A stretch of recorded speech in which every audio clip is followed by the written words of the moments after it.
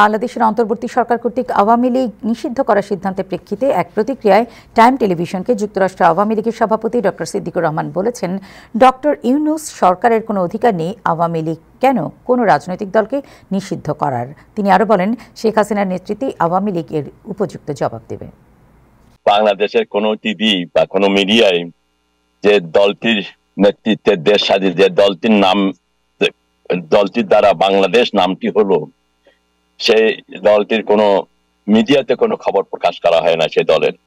আজকে সে অবৈধ সরকার, অসাংবিধানিক সরকার, অনির্বাচিত সরকার, যেটা সাংবিধানিক সরকারই নয়, সে করলো কি, আজকে একটা হাস্যস্কর ঘটনা ঘটিয়েছে বাংলাদেশের 54 বছরের স্বাধীনতার দিনে, 54 বছরে একটা হাস্যস্কর ঘটনা ঘটিয়েছে। আমরা যাকে নিয়ে বাংলাদেশের লোক গর্ব করা দরকার, যে উনি শান্তিতে নোবেল প্রাইজ প্রাপ্ত ব্যক্তিটি দেশের সবচেয়ে বড় অশান্তি আজকে সৃষ্টি করে দিলেন। উনি দেশে তার এই অবৈধ সিদ্ধান্তে যে ফল, সেটা তো উনি অনুধাবনও করতে পারছেন না। লীগ দলটি হলো জনগণের দল, এটা নিষিদ্ধ করার ক্ষমতা কারণেই ৭১-এ পাকিস্তানও পারে নাই।